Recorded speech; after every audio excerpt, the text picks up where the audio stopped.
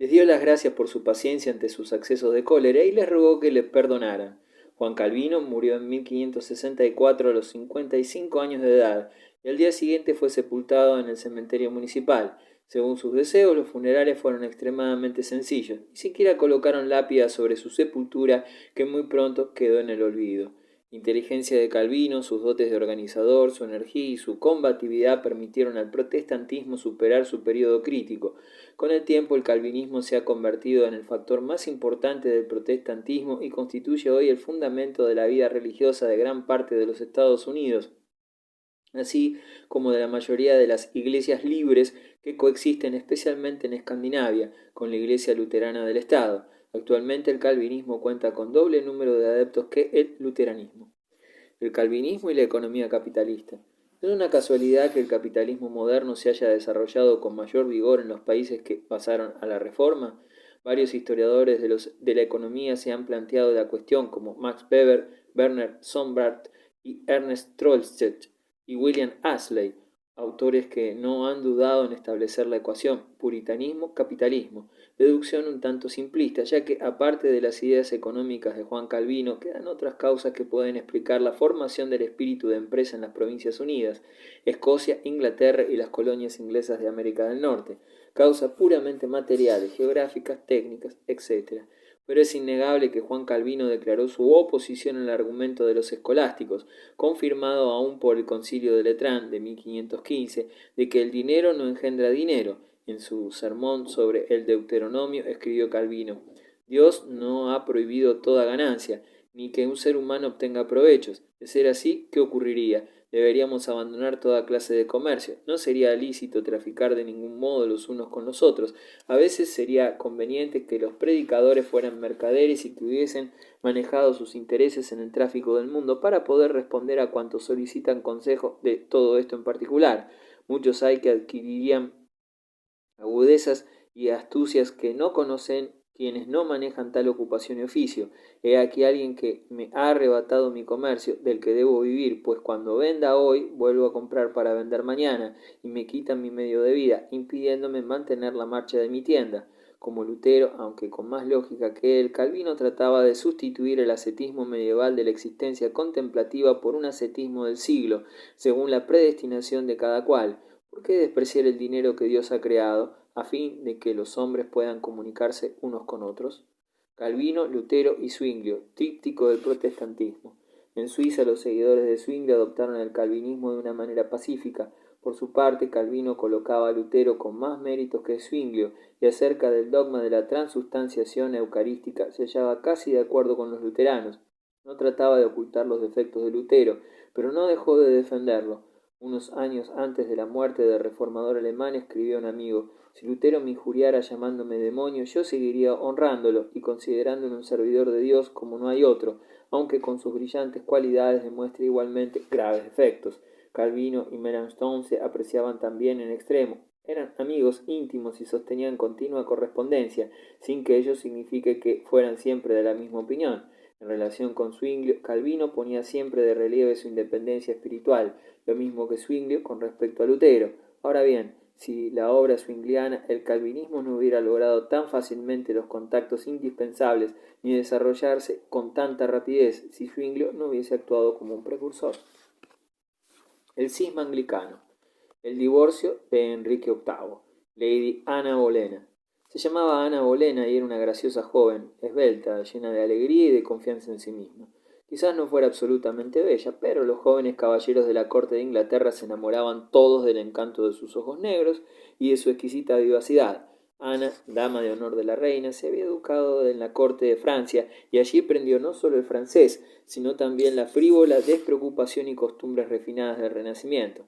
El rey Enrique VIII se fijó pronto en la joven dama de honor, bailaba con ella y le dedicaba breves madrigales, que Ana recibía con cierta timidez matizada de provocación. Enrique se enamoró locamente de ella y no se molestó en disimular sus sentimientos. Por otra parte, el monarca nunca fue un marido modelo, con relación a su esposa Catalina de Aragón, hija de los reyes católicos. A su modo, algo brutal, había perseguido con sus asiduidades sucesivamente a varias damas de la corte.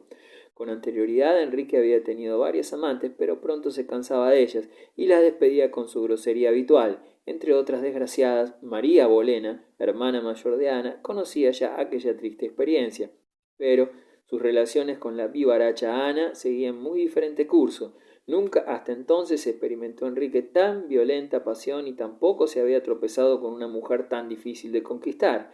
Lady Ana era orgullosa e inteligente y se negaba a compartir la suerte de su hermana mayor y acabar su existencia como amante vulgar despedida por su majestad.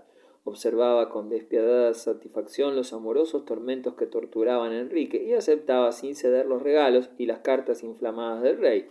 Necesito una respuesta sin más dilación, escribía. Desde hace un año que mi corazón arde por vos y aún ignoro si conseguiré un día vuestros favores. Si queréis entregaros a mí en cuerpo y alma, os prometo que seréis mi único amor. Ahuyentaré a todas las demás mujeres de mi pensamiento y vos seréis el único objeto de mi veneración.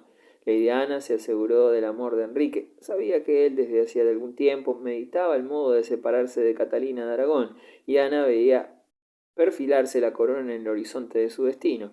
Solo necesitaba astucia para llegar al juego con la mayor circunspección, y al fin decidió enviar una carta alentadora a su real pretendiente, Catalina de Aragón y Wolsey.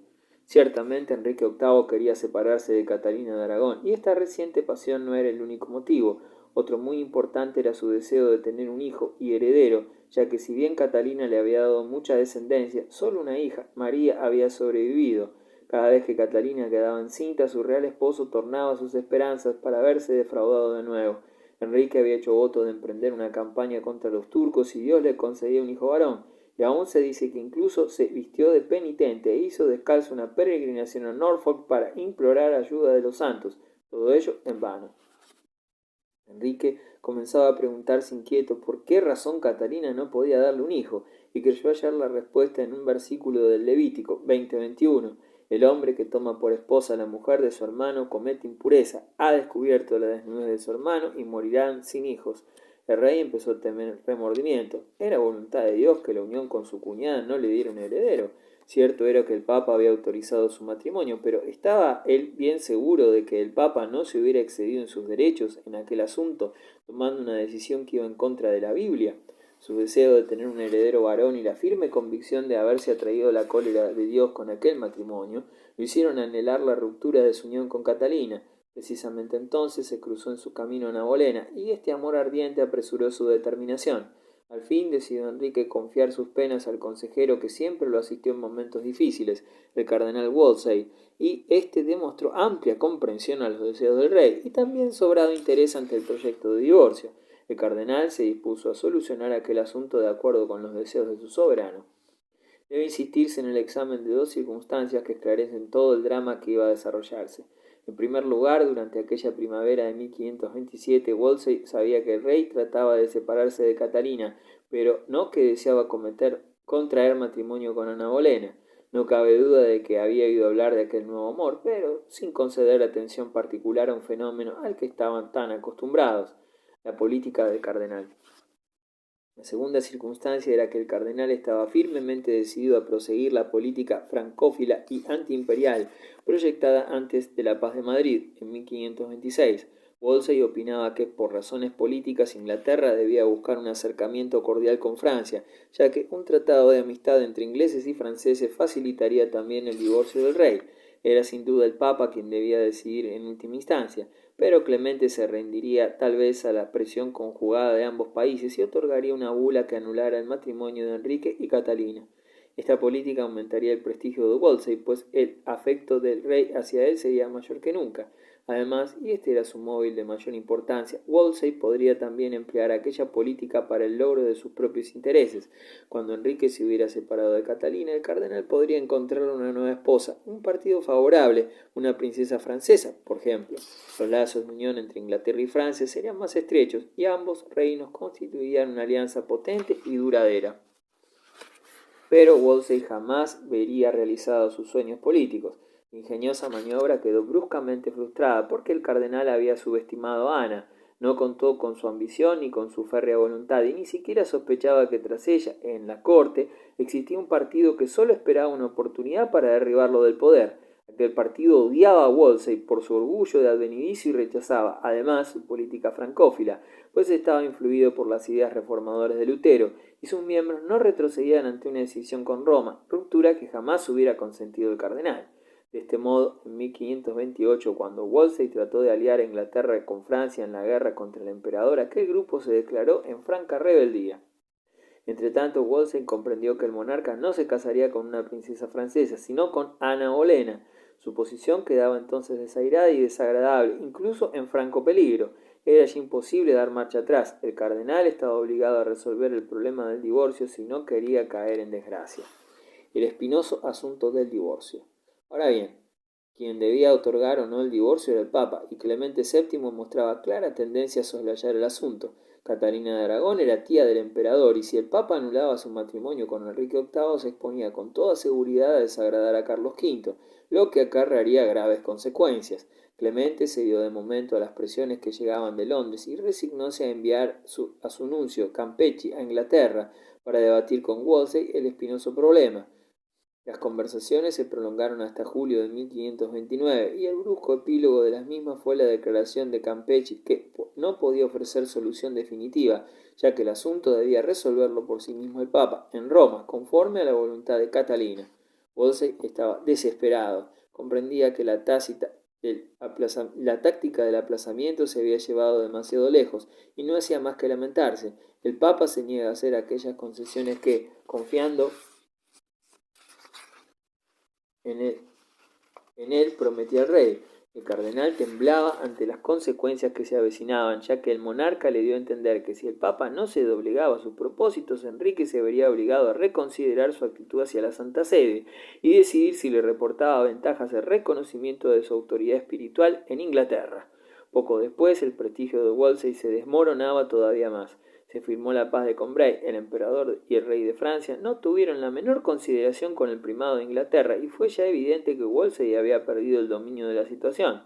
Entonces sus enemigos, Ana Bolén y sus partidarios, vieron llegada su hora y persuadieron a Enrique de que retirase su protección al poderoso cardenal.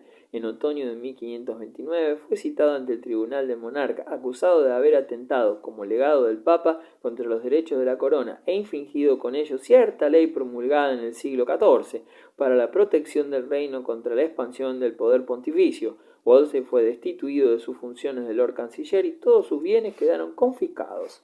El desgraciado cardenal falleció un año después, en otoño de 1530. Sus enemigos lograron descubrir sus relaciones con potencias extranjeras y lo acusaron de alta traición, y al ser trasladado a la Torre de Londres, murió. Triunfo de Ana Bolena. Ana Bolena y Thomas Cranmer. La caída de Wolsey fue el segundo eslabón de la cadena de acontecimientos iniciada con el proyecto del divorcio regio. Sus consecuencias fueron múltiples y su último resultado la ruptura de Inglaterra con la Iglesia Católica Romana. El sucesor de Wolsey en el cargo de canciller fue el gran humanista inglés Tomás Moro, el autor de La Utopía. Hubiera preferido emplear su influjo político en beneficio del elevado ideal que compartía con su amigo Erasmo, pero esta influencia que tanto deseaba apenas se dejó sentir.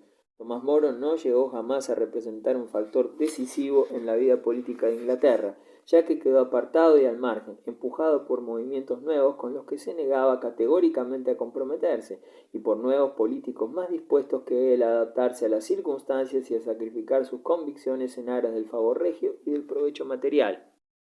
Uno de aquellos hombres nuevos era Thomas Cranmer, profesor de la Universidad de Cambridge, individuo sagaz y prudente, inteligente y perspicaz y sobre todo muy hábil en adivinar por dónde soplarían los vientos favorables.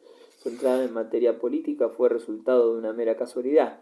Durante un viaje, algunos íntimos del rey se habían detenido en una propiedad campesina donde residía entonces el joven teólogo. Los cortesanos conocían a Cranmer desde sus tiempos de la universidad y pronto se inició viva discusión sobre el problema que preocupaba entonces, el divorcio de Enrique VIII. Después de reflexionar un momento, Cranmer, a quien pidieron su opinión, sugirió que quizás pudiera apelarse a las facultades de teología de las diversas universidades europeas y rogarle que zanjaran colectivamente la espinosa cuestión. ¿Tenía o no tenía el derecho el Papa a autorizar a un hombre que se casara con la viuda de su hermano? De aquel modo podría crearse una opinión pública en favor de la separación, ante la que el propio Clemente VII habría de someterse.